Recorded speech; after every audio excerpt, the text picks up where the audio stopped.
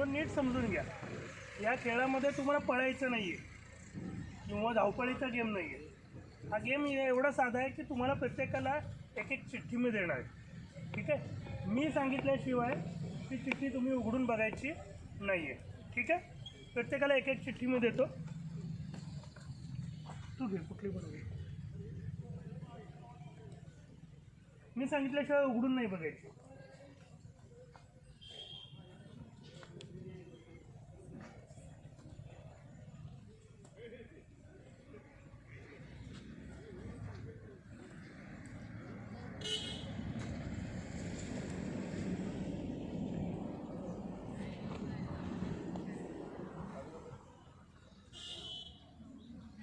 Okay.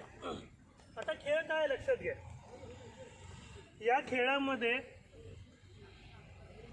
तुम्ही जे कोणी आत्ता आहात ते पुढची 10-15 मिनटं विसरून जायचं. तुमची आत्ताची जी काय ओळख आहे, मी अमुक आहे, मी तो आहे, मी या वर्गामध्ये शिकणारा मुलगा आहे किंवा त्या वर्गामध्ये शिकणारी मुलगी, हे सगळं आत्ता विसरायचं. ठीक आहे. मी ज्या वेळेला तुम्हाला चिठ्ठी उघडून बघा असं सांगेल तेव्हा चिठ्ठी उघडून बघायची आणि त्याच्यामध्ये जे तुम्ही आहात ते पुढची 10-15 मिनटं तुम्ही आहात, ती व्यक्ती तुम्ही आहात असं समजायचं. येतं लक्षात. जर तुम्हाला काही कळलं नाही तर तुम्ही मला विचारू शकता की हे मला नाही समजलं, हे कसं करायचं, किंवा माझी भूमिका नक्की काय आहे हे मला नाही कळते, तर तुम्ही मला विचारू शकता.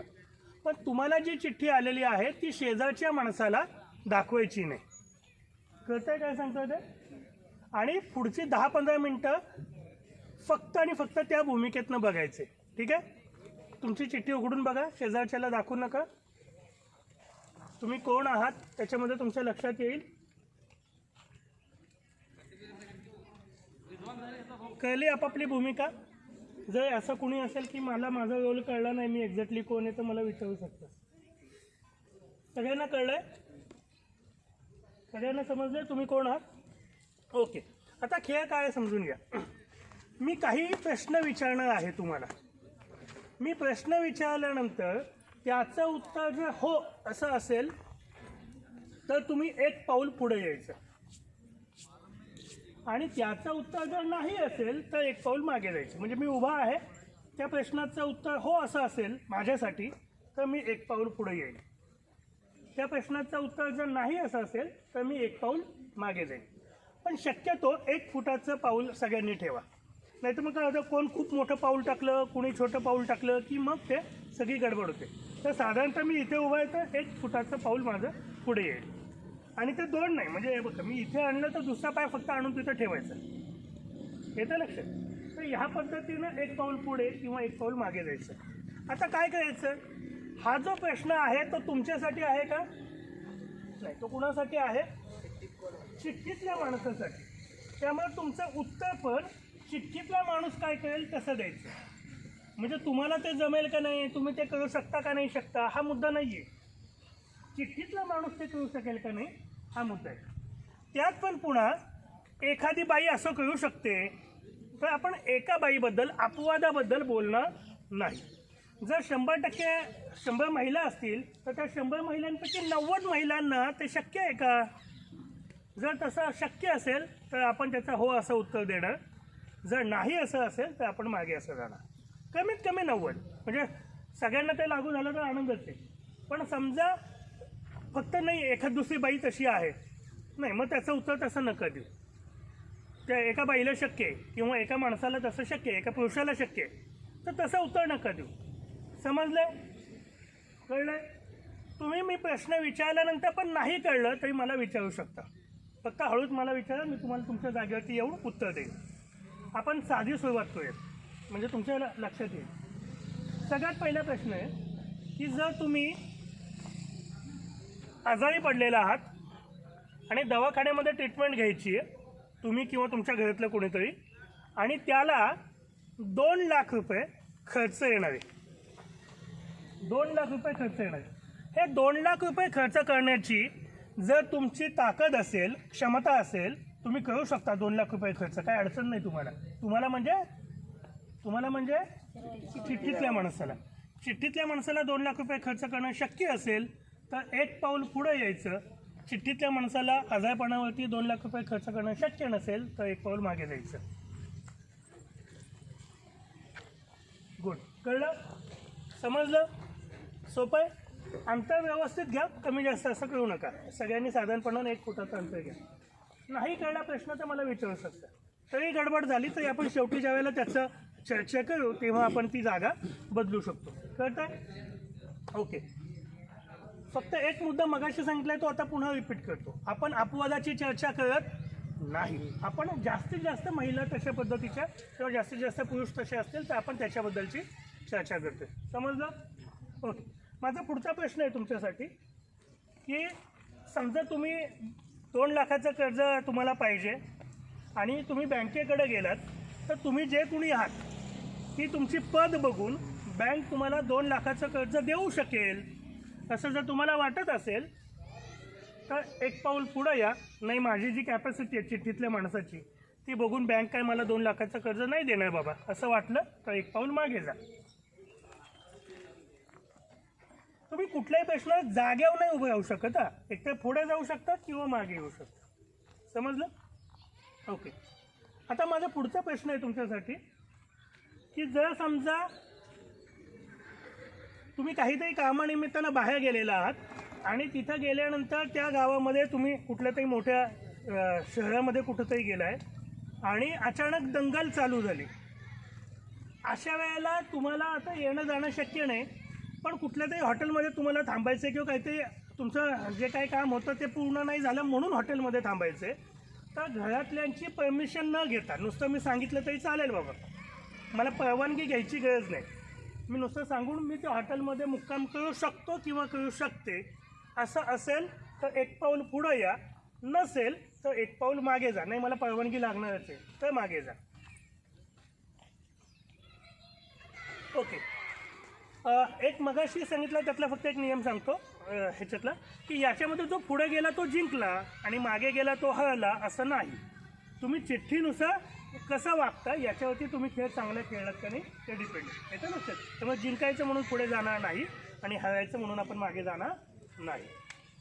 पुढचा प्रश्न आहे माझा असा की तुमचं लग्न करायची वेळ आली आहे, ते कुणासोबत व्हावं आणि कसं व्हावं हे ठरवण्याचा अधिकार तुम्हाला असेल तर 1 पाऊल पुढे या. नसेल तर 1 पाऊल मागे जा. ओके. पुढचा प्रश्न आहे माझा, लग्न झाल्यानंतर आता मला किती मूल असायला पाहिजे किंवा मला कधी मूल व्हायला पाहिजे किंवा नको हे ठरवण्याचा किंवा माझ्या जोडीदारावरती तसं मी प्रेशर आणू शकतो मला जसं पाहिजे तसं करण्याचा. हे जर तुम्हाला शक्य असेल तर 1 पाऊल पुढे या. नसेल तर 1 पाऊल मागे जा. 1 मिनिट.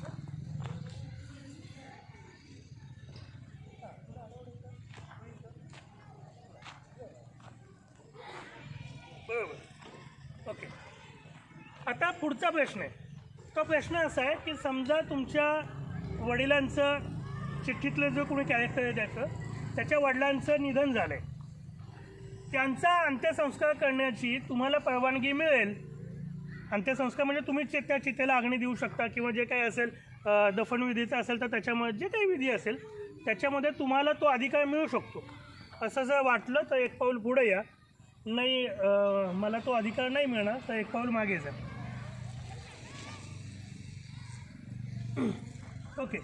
पुढचा प्रश्न आहे, गावामध्ये इलेक्शन लागलेले आहेत, त्या इलेक्शनमध्ये उभं राहून तुम्ही निवडून येऊ शकता. असं वाटलं तर 1 पाऊल पुढे या. नाही मी उभं नाही राहू शकत आणि उभं राहिलो तर मी निवडून नाही येऊ शकत असं वाटलं तर 1 पाऊल मागे जा. तुम्ही म्हणजे ते कॅरेक्टरमधली व्यक्ती आहे. ओके. आता पुढचा प्रश्न आहे की जर समजा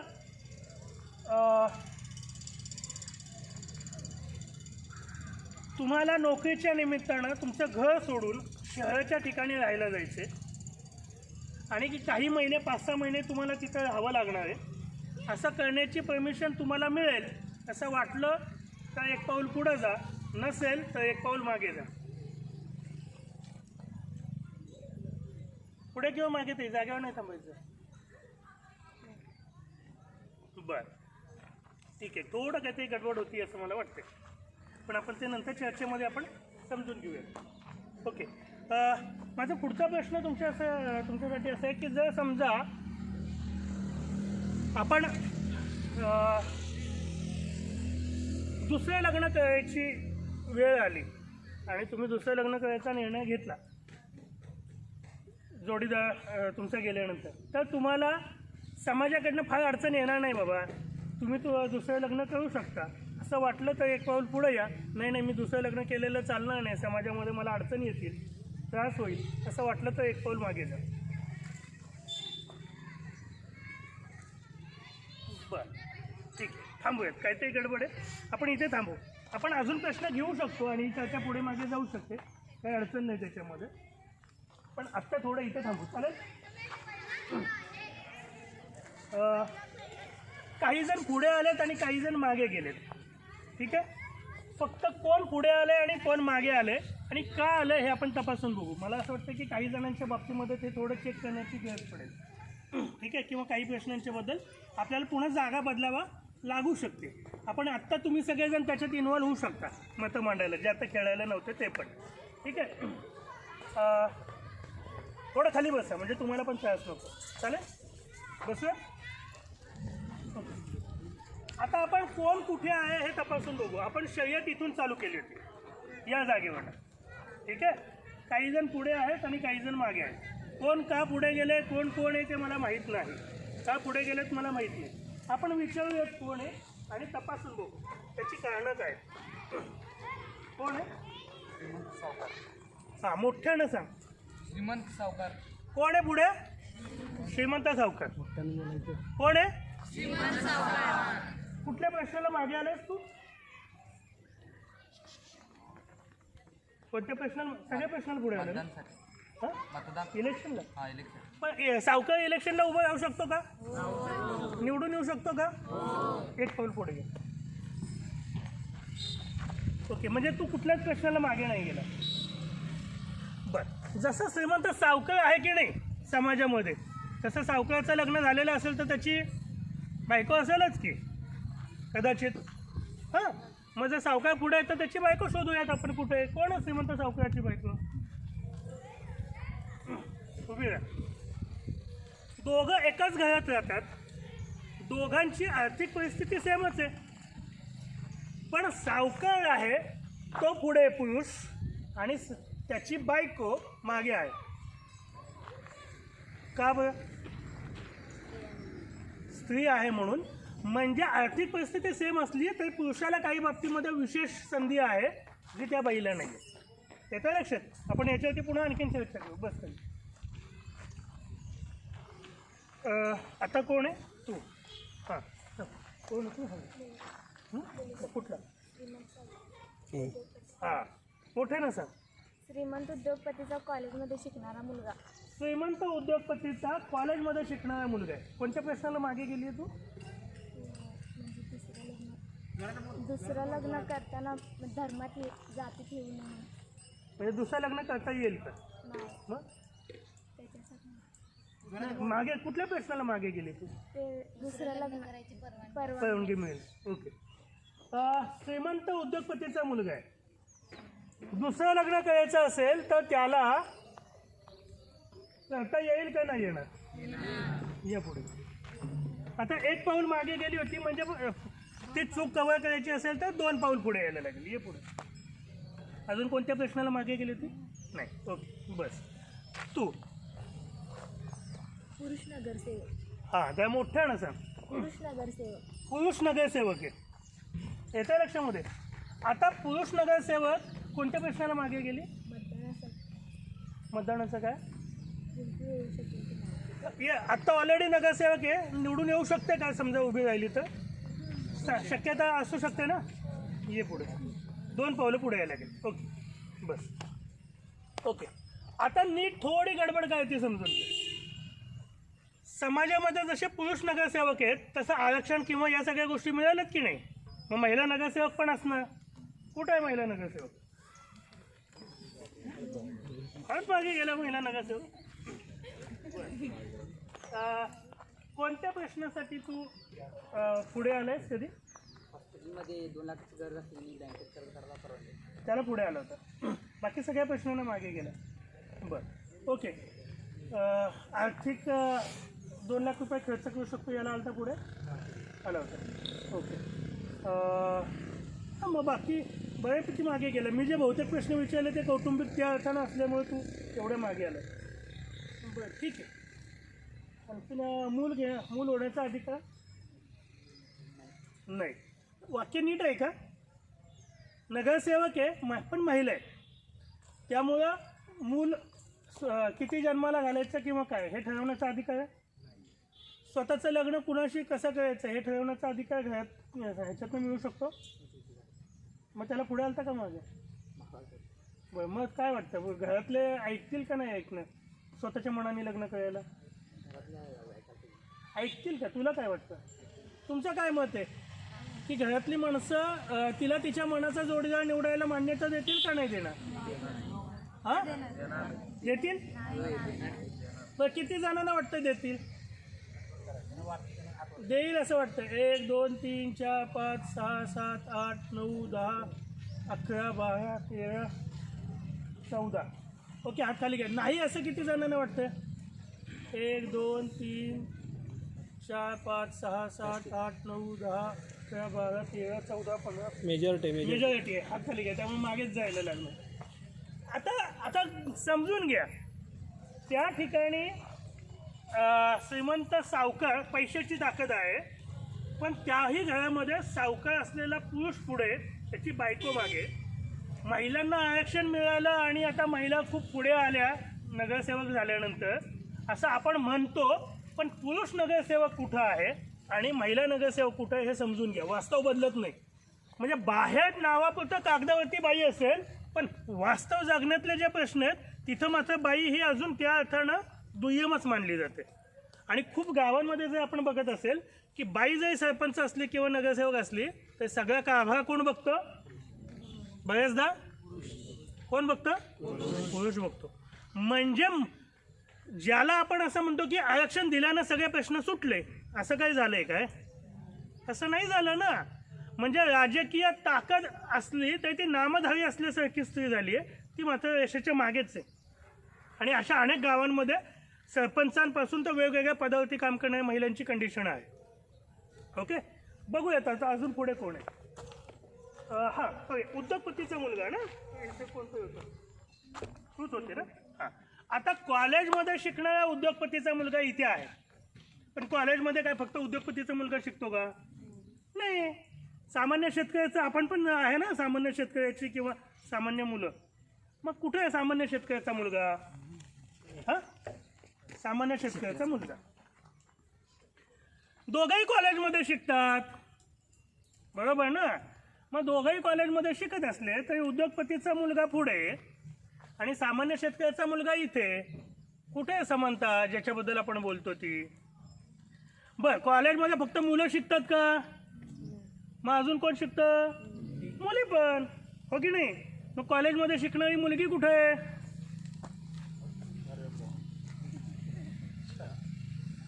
तिघही कॉलेजमध्ये शिकतात. फरक एवढाच आहे, श्रीमंत उद्योगपतीचा आहे, सामान्य शेतकऱ्याचा आहे आणि ही मुलगी आहे सामान्य शेतकऱ्याचीच. हे दोघं एका कुटुंबात असतील पण तरी सुद्धा मुलगा आणि मुलगी भेदभाव हा होतोच की. म्हणजे मुलींना आता खूप त्या अर्थानं आपण खूप संधी देतो. 150 वर्षांपूर्वी नाव जरी आपण महात्मा फुले आणि या सगळ्यांचं घेत असलो तरी आजही अनेक मुलींना शिक्षणासाठी तशी संधी मिळत नाही आणि कॉलेजला गेली म्हणून तिचे प्रश्न बदलतात असं होत नाही. आजही स्वतःच्या लग्नाचा निर्णय घ्यायचा का नाही घ्यायचा हे तिला ठरवता येत नाही. आजही बाहेरच्या ठिकाणी मी कामासाठी का होईना चांगला जॉब मिळाला तर मी जाऊ शकते का नाही शकत हे तिला ठरवण्याचा अधिकार नाही. हा आमचा समाज आहे, बाहेरचं नाही. आणि यातलं कोणी पुढे यायचं किंवा मागे यायचं मी सांगितलं नव्हतं. आपण अजून पुढचं अजून कोण व्यक्ती आहेत ते बघून घेऊ. ही एक पुढे कोण आहे ताई? मुस्लिम महिला प्राध्यापिका आहे. ओके इथे आलेली आहे. ती प्राध्यापिका आहे म्हणून कदाचित पुढे आली. स्वतःच्या मनानं लग्न करण्याचा जो निर्णय आहे त्याला पुढे आली का मागे? मागे आली. मूल जन्माला घालायचं का नाही घालायचं पुढे आली. ओके माझा प्रश्न आहे तुमच्या सगळ्यांसाठी की मुस्लिम समाजातली महिला आहे आणि प्राध्यापिका असली तरीसुद्धा मला किती मूल हवं किंवा नको हे ठरवण्याचा अधिकार मिळेल तिला का नाही मिळणार? काय वाटतंय? नाही. नक्की सगळ्यांना? किती जणांना वाटतं नाही मिळणार? बहुसंख्येनं वाटतंय नाही मिळणार. त्यामुळे तुला 2 पावलं मागे जायला लागेल. चितेला अग्नी देणं किंवा अंतिम संस्कारामध्ये त्याला पुढे आलती का मागे? मागे गेली होती. स्वतःच्या मनानं जोड द्यायला मागे होती. इलेक्शनसाठी मागे चालली होती. आणखीन कोणत्या प्रश्नाला पुढे आली? हॉस्टेलमध्ये राहण्याची सोय. अच्छा, त्याला पुढे आली. ओके. मुस्लिम मुलगी आहे आणि काही कारणास्तव बाहेर प्राध्यापिका पण आहे म्हणा, बाहेर तिला हॉस्टेलला राहावं लागणार आहे कामानिमित्ताचं ना का दंगलीच्या वेळेचं? दंगलीच्या वेळेचं. तर ती तिथे राहू शकते हॉटेलमध्ये एकटी बिना परवानगी घेता? काय वाटतंय? हात वर करा ज्यांना नाही वाटतंय त्यांनी. सॉरी, तुला मागे जायला लागेल. ठीक आहे, बस खाली. ठीक आहे, बाकीच्या प्रश्नांना तू व्यवस्थित पद्धतीने आली, नो प्रॉब्लेम. आता कोण आहे? तू. सामान्य शेतकरी. सामान्य शेतकरी. बरं. कोणत्या प्रश्नाला पुढे आला? इलेक्शन. अच्छा, बहुतेक इलेक्शनच्या प्रश्नाला मागे गेला. ठीक आहे, नो प्रॉब्लेम. श्रीमंत सावकार कुठे गेला आपलं? इकडे. अच्छा, श्रीमंत सावकार कुठे आहे बघितलं, सामान्य शेतकरी इथे. अजून कोणत्या प्रश्नाला पुढे आला तू? चला, ओके, ठीक आहे. चितेला अग्नी देण्याचे याला तो पुढे आला होता. बाकीचे बरं, ठीक आहे. मी फार याच्यावरती आत्ता सध्या चर्चा नाही केली, त्याच्यावरती आपण नंतरच्या टप्प्यामध्ये बोलू. पण जसा सामान्य शेतकरी आहे तर सामान्य शेतकऱ्याची बायको पण असेल. कुठे आहे सामान्य शेतकऱ्याची बायको?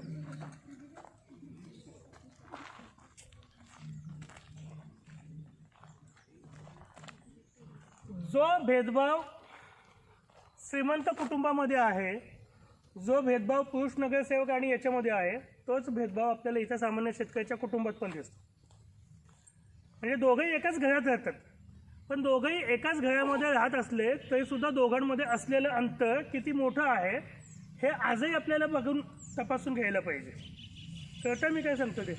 आणि मग उद्योगपती आणि जे कोणी राजकीय आमचे नेते ते श्रीमंत सावकार याच्यात आणि शेतकऱ्यामध्ये असलेलं अंतर हे पण आपल्याला समजून घ्यायला लागेल. ठीक आहे, ओके. तू राहिली का? हां, आधी तू. क्या बात आहे. कोण आहे? मोठ्या ना? त्याची बायको सोडून गेली आहे असा पुरुष. बरं, बघा आता. तो श्रीमंत आहे का गरीब आहे, कुठल्या जातीचा आहे, कुठल्या धर्माचा आहे, हे मी मुद्दाम लिहिलेलं नाही. फक्त त्याची बायको त्याला सोडून गेली. ठीक आहे. आता फक्त बायको सोडून जाणं असं जसं पुरुषाच्या बाबतीत घडतं तसं बाईच्या बाबतीत पण घडू शकतं, हो की नाही? बाईच्या बाबतीमध्ये कधी नवरा सोडून जाऊ शकतो किंवा तो मरण पाहू शकतो, हो की नाही? मग आता विधवा बाई पण आहे या समाजामध्ये. कुठे आहे विधवा बाई? विधवा महिला समजून घ्या. म्हणजे आपल्याला लक्षात येईल की बायको नसल्यानं पुरुषाच्या आयुष्यामध्ये फार मोठा काही फरक नाही पडला. त्याच्या आयुष्यामध्ये काही नुकसान नाही झालं, त्याची प्रगती होत राहिली. त्याचा धर्म नाही सांगितला, जात नाही सांगितलं, तो कुठल्याही जातीचा असेल, धर्माचा असेल, तो पुढे गेला. बाई कुठल्याही जातीची असू दे नाही तर धर्माची असू दे, नवरा मरण पावलेला असेल किंवा नवऱ्यानं सोडलेला असेल, जे काही घडलेलं असेल, घटस्फोट झालेला असेल, तर त्या वेळेला बाई एवढी मागे. म्हणजे आपल्या आयुष्यातल्या डिसिजन बायकांच्या बाबतीमध्ये जसे वेगवेगळे घटकावरून ठरतात तसं इथे किती मोठा फरक पडतो हे समजून घ्या. म्हणजे लग्न दोघांचं असतं आपण असं म्हणतो, पण त्याच्यात पण जे भेदभाव असतं, म्हणजे कन्यादान करतो ना आपण, मुलगी देतो आणि मग मुलगी म्हणजे परक्याचं धन, डोक्यावरचं ओझं, ह्या ज्या काही सगळ्या कन्सेप्ट्स असतात ते आमच्या डोक्यात आणि एकूण समाजात बघण्याचं असतं. आणि बाईचा मान पण त्याच्यावरनं ठरतो. तिनं नटणं, सजणं, तिनं तिच्या इच्छा पूर्ण करणं, ह्या सगळ्या गोष्टी तिच्यासोबत तिचा नवरा आहे का नाही याच्यावरती बदलतं. ठीक आहे? ऐक, बांधकाम मजूर. अच्छा, हा बऱ्यापैकी पुढे आहे. कोणत्या प्रश्नाला पुढे आहे? लग्नाचा निर्णय. बरं, तिथे लागली. आणखी 2 लाखाच्या कर्जाला, बँकेतनं कर्ज मिळण्याला, इलेक्शनला उभं राहण्याला, दंगलीच्या वेळेला.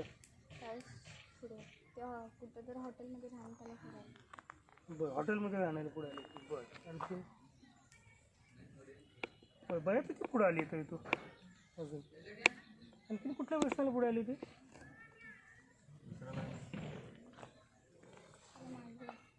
मागे गेली. बरं, बहुतेक काहीतरी गडबड झाली बांधकाम मजूर त्याच्यात. कुठल्या तरी प्रश्न काहीतरी. बरं, मला सांगा, आत्ता जर ही समाजाची व्यवस्था असेल तर बांधकाम मजूर एक्झॅक्टली कुठं उभं राहू शकेल? आत्ताच्या कंडिशनमध्ये कुठे असेल? काय वाटतं? मागे कुठे? इथे? इथे? इथे थांबूयात या. असं वाटतंय सगळ्यांना इथे ठरेल तो? हात वर करा. ओके, ठीक आहे. तुझं झालं ना ताई? तुझं झालं. तू मजूर दलित शेतकरी. दलित शेतमजूर हा, असेल. शेतमजूर. हां, दलित शेतमजूर. कोणत्या निर्णय आला पुढे आला? मी वडिलांच्या संस्कारला आणि लग्नासाठी परमिशन स्वतः त्यासाठी पुढे आलो आणि इलेक्शनला इलेक्शनसाठी पण पाठिंबा आलो. आणखी आणि बँकेतून कर्ज घेण्यासाठी पाठिंबा आलो.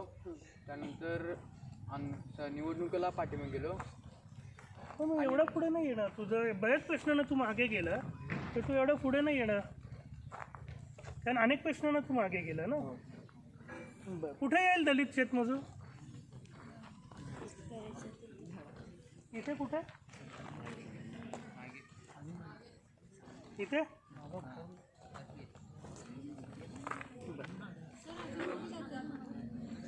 अजून नको, झाडं आहेत मागे. पिसायला किती घालवायचं तर किती मागे घालू आपण. ओके, जर दलित शेतमजूर असेल तर त्याची बायको पण असेल.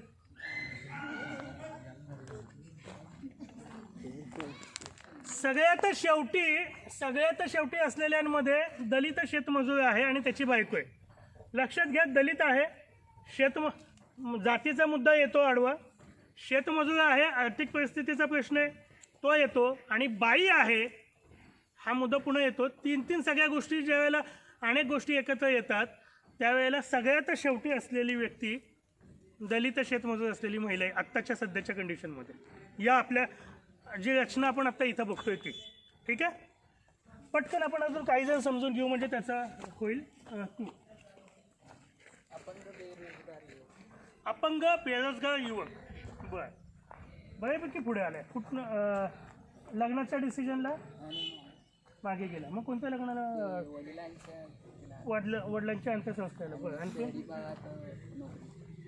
शहरी भागात नोकरीसाठी जाऊ शकतो. बरं, आणखी बरं, आणि नोकरीच्या याला पुढे आलं. पण बऱ्यापैकी पुढे आलं आहे आपण. बरं, ठीक आहे, बेरोजगार आहे. ठीक आहे, बस. तू झाली? अच्छा, बेरोजगार खेळ अजून मागे जाईल. तू कोण आहे? तू राहिला ना? झालं. कोण आहे तू? कॉलेजमध्ये शिकणारी शेतकऱ्याची मुलगी. सगळे झाले? सगळ्यांचं झालं? ओके, आपण आता समजून घेऊयात. या सगळ्या प्रश्नाकडे आले होते. शर्यत इथून चालू झाली त्या जागेवरनं. ठीक आहे, टोटल 16 जण खेळत आहेत. टोटल 16 जण खेळत होते. 16 जणांपैकी पुढं कोण आहेत? 1 2 3 4 5. ही अजून जागेवरतीच आहे. ठीक आहे, आणि मागे किती जण आहेत? 1 2 3 4 5 6 7 8 9. म्हणजे तसा जर आपण हिशोब केला तर 16 जणांचा असेल आणि 16पैकी 5, याचा अर्थ नाही म्हटलं तर साधारणपणानं 30% 35% पुढं आलेले दिसत आहेत, पण 65% मागे गेलेले दिसत आहेत. ठीक आहे, आता एवढी लोक जर मागे असेल आणि हे पुढं आलेले असेल, आणि मी फक्त प्रश्न 8 9 10 एवढेच विचारले कारण आपल्या वेळेचं आणि हे सगळं गणित बघून. पण आता एवढ्या कमी प्रश्नामध्ये जर एवढा फरक पडलेला असेल तर एकीकडे आपण असं म्हणतो की जातीय आता पहिल्यासारखं राहिल्यात का जातीचा पहिल्यासारखा प्रश्न नाही राहिला. समानता आली ना. स्त्री पुरुष समानता आली का नाही आली? आली. धर्माबद्दलचे भेदभाव आता फार होत आहेत का? दंगली होत आहेत आणि भेदभाव पण होत आहेत. म्हणजे लोकांना असं वाटतं की सगळं मुस्लिम समाज पण आता फार पुढे गेला आहे किंवा वंचित बाकीच्या घटकातले पण गेलेत, असं सगळं आपण एकीकडे बोलत असतो. त्यावेळेला मात्र खूप मोठ्या प्रमाणामध्ये समाजातली स्थिती ही आत्ता अशी दिसते. पण मुळात हा खेळ चालू करताना पण माझ्याकडनं चूक झाली. ती काय चूक आहे? ती चूक अशी आहे की मी सगळ्यांना एका लाईनवरती उभं केलंय, समजतंय? पण उद्योगपतीचा मुलगा ज्या वेळेला जन्माला येतो तेव्हा तो जन्माला येतानाच इथे जन्माला येतो आणि मग पुढच्या प्रश्नांना तो अजून पुढे जात राहतो. येतं लक्षात? दलित स्त्री जर तिथं असेल आणि दलित शेतमजूर तिथं असेल तर त्याचा मुलगा तो जन्माला तिथं येतो आणि मग त्याची शर्यत तिथून पुढे चालू होते. सामान्य शेतकऱ्याची बायको इथं मध्ये जी दाखवलेली होती तर सामान्य शेतकऱ्याची बायको आणि ती कंडिशन तिथं असेल तर त्याच्या घरी जन्माला आली व्यक्तीची शर्यत तिथून पुढे चालू होते. आणि किमान आत्ता फक्त आपण एक 8, 9, 10 प्रश्न फक्त विचारले. जगताना किती प्रश्नांना तोंड द्यायला लागतं? किती प्रश्नांना तोंड द्यायला लागतं? हजारो प्रश्न आहेत. आणि मग ह्या सगळ्या प्रश्नांवरती जर आपण असं पुढं मागं करत राहिलो तर यांना कुठंतरी त्या मागे कुंपण तोडून त्या ऊसाच्या ह्याच्यामध्ये शेतात कुठंतरी घुसमटायला लागेल आणि ह्या लोकांना कुठंतरी पुढे अजून जायला लागेल. असं होणार की नाही होणार? मग हे सगळं आमच्या समाजात आहे तरी सुद्धा आम्ही काय म्हणतो? काय म्हणतो? समानता आहे की नाही आपल्या समाजात? समानता, सबका साथ सबका विकास होतोय का नाही विकास सगळ्यांचा? आता एक छोटासा मुद्दा फक्त बघतो, मला फक्त सांगा तुम्ही.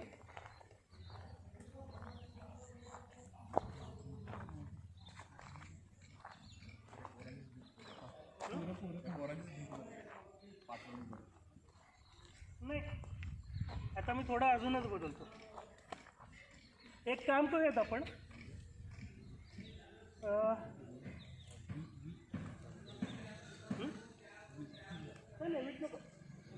ते समोरची पांढरी भिंत दिसते त्या 2 खांबाच्या, नाही ते यांना अडचण येईल पुढे जायला. या इकडे इकडे काही जण या, पटकन या, पटकन तिकडे तोंड करायचं आणि हात पकडून उभं व्हायचं. लवकर लवकर पटकन या, अजून 5-6 जण. बस बस बस बस. हां हां, चला पटकन लवकर हात पकडा. हां अजून या ना, इथपर्यंत या ना, हात लांब कर. ओके, आपण आता समजूयात की ही इथं भिंत आहे, ठीक आहे. आता मी 1, 2, 3 असं म्हणालो, मी तुम्हाला उभं राहायला सांगेल आणि पळायला सांगेल. आल्यानंतर इथे तुम्हाला जेवढी जागा पकडायची आहे तेवढी जागा तुम्ही पकडू शकता. म्हणजे मी पळत पळत आलो आणि मी अशी जागा पकडली, ठीक आहे, तर ते चालणार आहे. मी अगदी अशी पकडली कशी पकडली, तुम्हाला जेवढी पकडायची तेवढी पकडा, माझं काही म्हणणं नाही त्याची. पण मी जर एवढी जागा पकडलेली असेल तर ह्या जागेमध्ये दुसऱ्यानं घुसायचं नाही. म्हणजे मी जर असा हात लावलेला असेल तर येणाऱ्यानं ह्याच्यात मध्ये कुणी यायचं नाही. ह्याच्या पलीकडे जागा पकडायची तेवढी पकडायची. कळलं? समजलं? उभे राहा.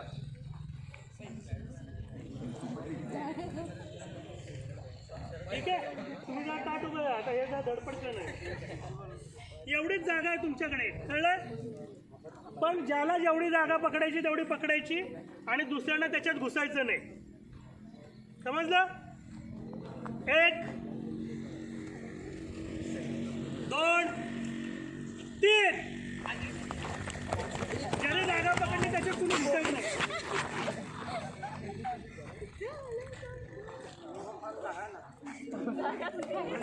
या पुढे या, इकडे बसा.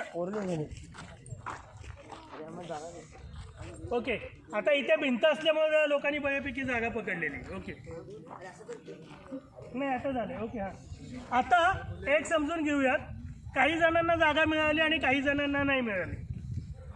आता 1, 2, 3, 4, 5, 6 जणांना नाही मिळाली ना. बरं, 16पैकी 6 जणांना नाही मिळाली. म्हणजे बऱ्यापैकी संख्या आहे ज्यांना नाही मिळाली त्याची. कोण होती कॅरेक्टर? बांधकाम मजूर. कोण होतं? दलित शेतमजूर. कोण आहे? दलित शेतमजूर. कोण आहे? कॉलेजमध्ये शिकणारी शेतकऱ्याची मुलगी. कॉलेजमध्ये शिकणारी शेतकऱ्याची मुलगी. शेतकऱ्याचा मुलगा कॉलेज. शेतकऱ्याचा मुलगा. दलित शेतमजुराची बायको. दलित शेतमजुराची बायको. शेतकऱ्याची बायको. कुठे आहे? म्हणजे विकास जो काय म्हणतो आणि जागा मिळाली तर एवढं अंतर असताना इथं असलेली जागा ह्यांना मिळाली नाही आणि जे कुणी मागं राहिले त्याच्यामध्ये काय म्हणाले? बांधकाम मजूर, दलित शेतमजूर. दलित शेतमजूर, कॉलेजमध्ये शिकणारी मुलगी. कॉलेजमध्ये शिकणारी मुलगी, कॉलेजमध्ये शिकणारी कॉलेजमध्ये शिकणारा शेतकऱ्याचा मुलगा, दलित दलित शेतमजूर आणि शेतकऱ्याची बायको. हे वास्तव आहे आमचं. म्हणजे आम्ही कितीही आरडाओरडा केला नाही, आता खूप छान झालं आणि देशाची प्रगती होत चालली आणि आम्ही आता महासत्ता बनणार, अमुक करणार तमुक करणार. वंचित घटक आहेत त्याच जागेवर. ह्यात पण काही जणांनी आता ती भिंत हे होती म्हणून, नाही तर काही जणांनी आडवं तिडवं पकडलं असतं. म्हणजे शाहू महाराजांनी जे सांगितलेलं आहे की आरक्षण कशासाठी लागतं, तर ते आरक्षण याच्यासाठी लागतं, नाही तर ही माणसं कधीच त्या विकासाच्या लाईनमध्ये पोहोचणार नाहीत, आयुष्यातलं काहीतरी ध्येय गाठायसाठी जाणार नाहीत. पण या लोकांना पण, जे कोणी पुढं आलेले होते, या लोकांना पण इथं थांबताना जागा मिळाली. 16 जण थांबले, पण तिथे गेल्यावर नाही मिळाली. नाही मिळाली का नाही मिळाली? कारण इच्छा आकांक्षा वाढल्या ना, मला जे काय पाहिजे ते, आणि मग ते जास्तीत जास्त मलाच मिळालं पाहिजे याच्यासाठी धडपडत गेली. आणि मग मागे कोण होतं हे बघितलं नाही आणि मग मागे राहिले. त्याच्यामध्ये जास्तीत जास्त दिसतात आणि त्याच्यामध्ये पण पुन्हा महिलांची संख्या ही जास्त आहे, मोठ्या प्रमाणामध्ये असते. जाती धर्म ह्या सगळ्या गोष्टी त्याच्यामध्ये घेऊन आपण बघतो. हे वास्तव आहे. आता माझा प्रश्न आहे तुम्हाला, या अशा समाजामध्ये आपल्याला जगायला आवडेल काय? नाही. कारण तुम्ही पण यातलं कुणाचे ते आपल्या आहेत ना, घटक आपण आहोतच. म्हणजे सामान्य शेतकरी असेल तर मग मी सामान्य शेतकरी आहे, मजूर आहे किंवा दलित आहे, हे सगळेजण मागे असतील तर त्या कुटुंबामध्ये असलेली बहुसंख्य संख्या. आणि आपल्याकडं काय सांगितलं जातं, मुळात जी लोक त्या अर्थानं मागास आहेत त्यांची संख्या खूप मोठी आहे, लोकसंख्या तशी पाहिली तर देशात. आपण आत्ता घटक म्हणून प्रत्येकातला एक जण घेतलाय, पण तसा पूर्ण लोकसंख्येचा अंदाज घेतला तर दलित शेतकरी ह्यांचं जी संख्या आहे ती प्रचंड मोठी आहे. ते जर एवढ्या मोठ्या संख्येनं असतील आणि प्रत्यक्षात लोकसंख्येतला त्यांचा किती टक्के हिस्सा आहे तो बघून गेलं तर किती मोठी संख्या आहे की जी मागे. मग अशा समाजामध्ये जगायला आवडेल काय? नाही. मग उपाय काय? हा हो, पण सामील करून घ्यायचं तर कसं घेणार? त्यातला एक भाग आहे आरक्षणाचा, आणि तो आरक्षण का महत्त्वाचं आहे हे समजून घ्या. हे याच्यासाठी महत्त्वाचं आहे, जसं पहिल्यांदा शाहू महाराजांनी आरक्षण ज्या वेळेला सांगितलं त्याचे एक जो किस्सा सांगितला जातो, जी गोष्ट सांगितली जाते की त्यांच्यासोबत काम करणारे एक वकील होते, ते त्यांना असं म्हणाले की आपण कशासाठी आरक्षण देतोय. तर त्यांनी सगळ्यांना घोड्याच्या तबेल्यामध्ये नेलं. घोड्याच्या तबेल्यामध्ये घोडे सगळे असे होते, मध्ये गवताचा ढीग करायला लावला आणि सगळे घोडे एकदम सोडायला लावले. आणि सोडल्यानंतर कुठले घोडे पहिल्यांदा येतील तिथं? पुढचे ते जे पुढे ते नाही, पण त्याच्यात पण सगळे एका लाईनमध्ये असतील तरी कुठले येतील? जे तगडे आहेत, तंदुरुस्त आहेत ते, का म्हातारे येतील, अपंग येतील, आजारी येतील? नाही. मग ते जर टाळायचं असेल, ते जर बदलायचं असेल ते तिथं जायला. आणि मग तसंच झालं. जे तगडे होते, ताकदवान होते, त्यांनी जाऊन गवताचा ढीग संपवला. जे दुर्बल होते, अपंग होते, वृद्ध होते, ते तिथं जाईपर्यंत सगळा ढीग संपलेला होता. आणि मग शाहू असं म्हणाले की याच्यासाठी आरक्षण लागतं. ती गोष्ट खरी खोटी खूप वेळेला ती सांगितली गेली, तो भाग वेगळा. पण आपण आत्ता जो अनुभव बघितला त्यानंतर लक्षात येतं की या घटकाला जर वंचित ठेवायचं नसेल तर आरक्षण द्यावंच लागेल. समानतेच्या गप्पा मारून नाही होणार. मग आहेत ना समानतेच्या गप्पा, रोज मग असतो ना, मग मारून पण इथं का नाही मिळाली जागा? मग इथं तर काय तुम्हाला पैसे मिळणार नव्हते जागा पकडल्याचे, काही नाहीच मिळाली ना विकासाची संधी. तर हे सगळं बदलायचं असेल तर त्याच्यासाठी आपल्याला बोलावं लागेल, लढावं लागेल. कळतं? मग याच्यासाठी आपण आता बघा, आपण बोलताना आरक्षणाच्या बद्दल आणि ह्याच्याबद्दल बोलताना कुठल्या बोलतो? जात धर्म ह्या सगळ्याबद्दल बोलतो. ज्या श्रीमंतांनी अनेक संपत्ती स्वतःच्या ताब्यामध्ये ठेवलेली आहे खूप मोठ्या संख्येनं, त्याच्याबद्दल आपण काय बोलतो? काय ती एका अर्थानं आरक्षणच आहे ना. जाती आरक्षणाबद्दल बोलतो, पण व्यवस्थापन मॅनेजमेंट कोठा नावाचा जो प्रकार असतो ते आरक्षणच आहे की, पण पैसेवाल्यांसाठी आहे. इथे नाही आपण आरडाओरडा करत, त्याच्याबद्दल नाही बोलत. आणि मुळात आरक्षण कधी द्यावं लागतं?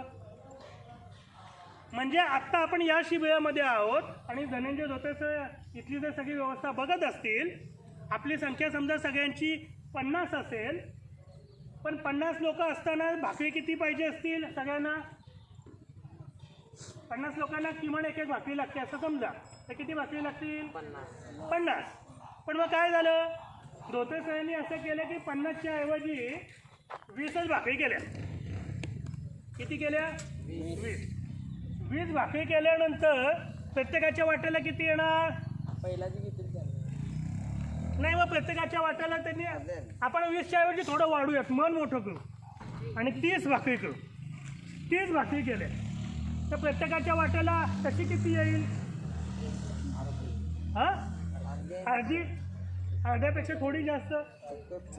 खूप हिशोबाला अडचण येत असेल तर ती पण सोपी करतो आपण. 25च धरू, म्हणजे हिशोब जरा जास्त सोपा होईल. 25 केली तर मग किती? अर्धी. भूक कितीची? एकची. भाकरी किती केल्यात? वाट्याला किती आल्या? अर्धी. पण आता काय झालं ना, ह्यात काहीतरी कोणतंही असं आहे की जो आजारी आहे त्याच्या गोळ्या चालू आहेत, मग त्याला अर्ध्या भाकरीत होणार नाही. गोळीसाठी जर गोळीनं काम केलं पाहिजे तर त्याला काय करायला लागणार? थोडं जास्त द्यायला लागणार. कुणीतरी आहे ना, गरोदर बाई आपल्यासोबत समजा आहे या ट्रेनिंगचा भाग म्हणून, तर तिच्या पोटामध्ये बाळ वाढतंय, तर तिचं पोषण होण्यासाठी तिला थोडा आहार जास्तीचा द्यायला लागणार. आता तो द्यायचा आहे. मग ह्याच्यासाठी काय केलं मग धोत्रे सरांनी थोडं द्यायची तर कुठनं देणार? म्हणजे 25 मधनं जी तुम्हाला अर्धा मिळाली त्यातनं मग कुणाची काढून घेणार? गरोदर बाईचे आणि ते त्याची काढून घेणार का तिला देणार? तिला देणार. मग देताना मग ते काय करणार? कुणाची तरी काढून घेणार आणि कुणाची ते काढून ह्याला देणार. आता जर तुमची काढून ह्यांना दिली, जे कुणी आहेत त्याला, त्या बायकांना, पण मग तुमचा आरडाओरडा वाढला, अहो काय आम्हाला भाकरीत नाही मिळाली, आमचं पोटच नाही भरलं, आणि तुम्ही गेला धोत्रे सरांकडे की धोत्रे सर काय म्हणणार? माझी काय चूक नाही, तुमची भाकरी कोणी खाल्ली? ती त्या गरोदरबाईनं खाल्ली. जास्तीची भाकरी कोणी घेतली तुमची? त्या गरोदरबाईनं घेतली. तुमची जास्तीची भाकरी त्या आजारी असलेल्या माणसानं घेतली. मग तुमचं भांडण कुणाशी? त्या गरोदरबाईशी, त्या आजारी माणसाशी, ज्या आधीच लढतायत स्वतःचं आयुष्य, स्वतःचं अस्तित्व टिकवण्यासाठी. पण प्रश्न निर्माण, मेन चूक कुणाची आहे? तुम्हाला भाकरी नाही मिळाली, यात मेन चूक कुणाची आहे? म्हणजे इथे तरी धोत्रे सरांची, त्यांचे मॅनेजमेंट बघते, हो की नाही? हो की नाही? म्हणजे हा जर समाज असेल तर ह्या समाजातले ते सरकार आहेत ना, व्यवस्था बघतात ना ते इथली सगळी. म्हणजे चूक कुणाची? जर सगळीच्या सगळी एक एक भाकरी काही जणांना दिली तर किती जणांना मिळणार आहे?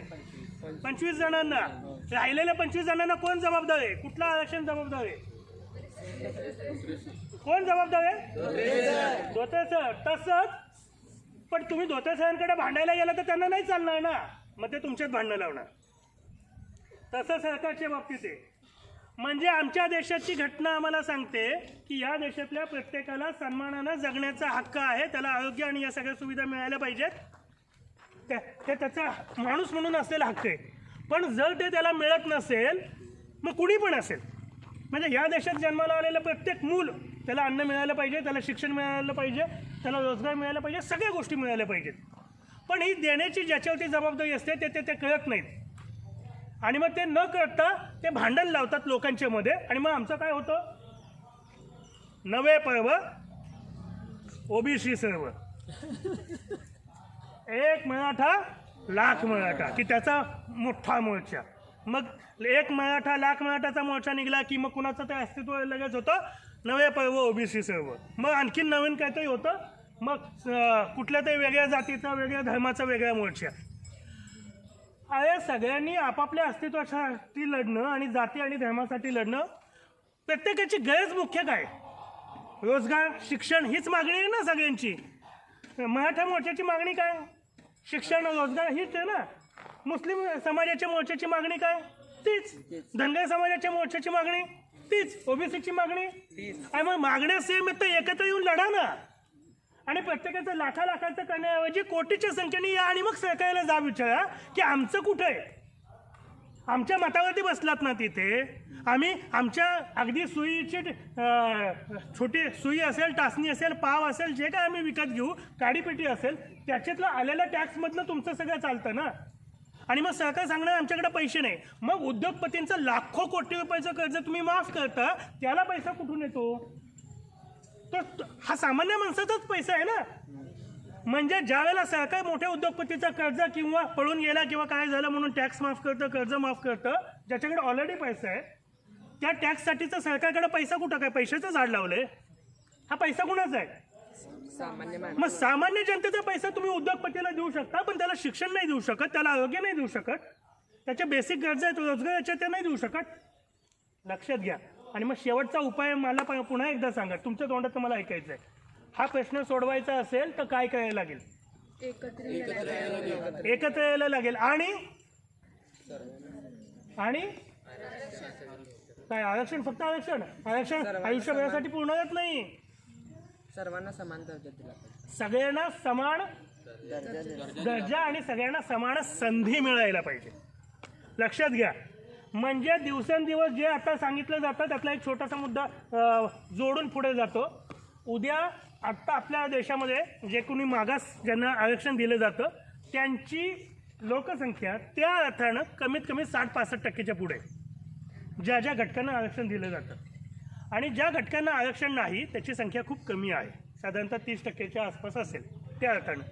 आता नीट समजून घ्या याच्यात, जर असं असेल तरी आरक्षण जास्तीत जास्त किती टक्के देता येतं?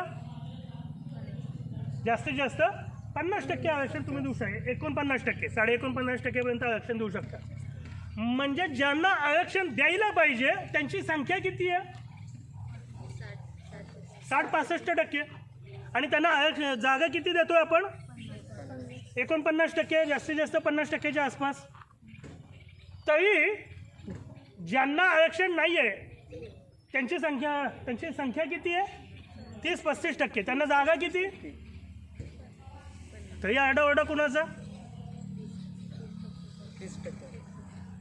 म्हणजे त्या ओपन असलेल्या जागेमध्ये हे पण जाऊ शकतात, हा भाग वेगळा आहे. पण उद्या समजा असं केलं, मुळात सरकारी नोकऱ्या किती तयार झाल्या गेल्या काही वर्षांमध्ये. आत्ता अलीकडच्या काळामध्ये नवीन सरकारी किती नोकऱ्या तयार झाल्या. आरक्षण कुठे आहे? खाजगीत आहे काय? आहे का? नाही. मग कुठे आहे? सरकारीमध्ये. शिक्षणातलं आरक्षण खाजगीत आहे काय? नाही. कुठं आहे ते? सरकारी. मग सरकारी शाळा किती झाल्या गेल्या काही वर्षात? सरकारी नोकऱ्या किती आल्या? काही आहे का मोठा आकडा देता? बंद किती झाल्या? कॉन्ट्रॅक्ट बेसिसवरती चालू केलं ना सरकारनं. ह्याच्यातलं आमचं काढून घेतलं. शिक्षण कॉन्ट्रॅक्ट बेसिसवरती जे असतील ते वेगवेगळे कामगार आहेत ते त्याच्यावरती बसा खाली आहे तिथेच खाली बसा. वेगवेगळ्या गोष्टींवरती त्याच्यासाठीचा खर्च काय म्हणतो आपण त्याला, त्याच्यासाठीच कॉन्ट्रॅक्ट बेसिसवरती माणसं घेणं. म्हणजे तिथं पैसा वाचवण्यासाठी सरकार सगळ्या गोष्टींचं खाजगीकरण आणि कंत्राटीकरण करत चाललंय जिथे सरकारनं द्यायला पाहिजे. मग उद्या जर समजा आपण असं गृहीत धरा जास्तीत जास्त एका वर्षाला किती नोकऱ्या सरकार काढत असेल? 1 लाख, 2 लाख, 10 लाख, 12 लाख, किती असेल? 1 लाख, 2 लाख, 5 लाख वर्षाला 2 लाख सरकारी नोकऱ्या निघतात. किती असतील? चला डोक्यावरनं पाणी समजा किती? 50,000. ओके चला गृहीत धरा 50,000. नोकऱ्या मागणारी शिक्षण पूर्ण करून पुढे आलेले तरुणांची संख्या किती वाढली? वर्षाला किती असतील कमीत कमी? 7-8 लाख. ओके 7-8 लाख लोकांपैकी ज्यांना रिझर्वेशन द्यायला पाहिजे त्यांची संख्या किती? 50%. त्यांना रिझर्वेशन त्यांची संख्या किती? 60% आपण मानू. म्हणजे जर 6 लाख असतील तर 6-36 3,60,000 जे आहेत ते कोण आहेत? ज्यांना आपण आरक्षण देतो ते. बघा सरकारनं नोकऱ्या किती काढल्यात? 50,000. उद्या आपण असं केलं की आरक्षण सगळं बंद केलं आणि सगळ्याच्या सगळं ओपन वर्गाला दिलं हे मुळात मूर्खपणच ठरेल, पण तात्पुरतं गृहीत धरू आपण की बंद केलं तरी किती जणांना मिळेल ओपनमधल्या? किती जणांना मिळेल? 50,000. कारण नोकरी 50,000 तर 50,000ला त्यांची संख्या किती? 2,40,000. मग 50,000 लोकांना जर त्या नोकरी मिळाल्या तर 2,40,000 असतील तर 1,90,000 लोकांना रोजगार नाही मिळाला. त्याला कुठलं आरक्षण जबाबदार आहे? सरकारचं आरक्षण आहे. सरकारची ज्याला नाकर्तेपणा आहे आणि स्वतःचा फक्त स्वार्थ साधून घेणं हे त्याला जबाबदार आहे. कळतंय? आणि ही सगळी व्यवस्था बदलायची म्हणून आपण काम करतोय. आपण केवळ ट्रेनिंग घेतो, शिबिरामध्ये शिकतो, त्याचा हेतू हा नाही की मुलांना लेझिम शिकवा, झाण शिका आणि बर्ची शिका. ते शिकत मनाच्या आनंदासाठी, पण त्यानं माझं आयुष्य उभं नाही राहत. आणि मग त्या आयुष्यामध्ये लढत असताना ज्या ज्या लोकांना ह्या सगळ्या हा जो वंचित घटक आहे ज्यांना काहीच मिळत नाही आहे यांच्या हक्कासाठी लढणं, त्याच्यासाठी बोलणं, ही तसा मेंदू माणसाचा आणि कृतीशील माणसं बनवणं हे आपलं काम आहे. कळतं? म्हणून तुमच्याकडे ज्यावेळेला आपण प्रशिक्षक म्हणून बघतो त्यावेळेला हेतू आपला काय की संघटनेचा विचार. आणि मग म्हणून जे सेवादल म्हणतं की आपली जी काही सगळी तत्त्वं असतील आणि प्रत्येक माणसाला माणूस म्हणून सन्मानानं जगण्याचा हक्क मिळायला पाहिजे हे जे आमची राज्यघटना पण सांगते, त्याच्यासाठी काम करणं ही जबाबदारी कुणाची? ही जबाबदारी कुणाची? किती? शेवटचे 2च फक्त प्रश्न विचारतो, जो मगाशी पण विचारला पण मला त्यांना शेवट करायचा आहे. पहिला प्रश्न, आत्ता असलेल्या या व्यवस्थेमध्ये जो आत्ता आपण बघितलंय या समाज व्यवस्थेमध्ये जगायला किती जणांना आवडेल? ओके. किती जणांना नाही आवडणार असल्या समाज व्यवस्थेत जगायला? सगळ्यांनाच. आता शेवटचा प्रश्न त्याच्यासाठीचा, मग याच्या विरुद्ध लढायची, उभं राहायची किती जणांची तयारी आहे? बस तेच करूयात, लढूयात आणि आपल्याला जे माणूस म्हणून जगण्याचा हक्क आहे तो मिळूयात. जे बाबासाहेबांनी सांगितलं, शिका, संघटित व्हा आणि संघर्ष करा. आपणही आत्ता शिकतोय, पुढे जाऊन लोकांना संघटित करूयात आणि या अन्यायाच्या विरुद्ध आणि माणूसपणाच्या रक्षणासाठी आपण सगळेजण लढूयात. ठीक आहे? थांबूयात आपण इथे. धन्यवाद.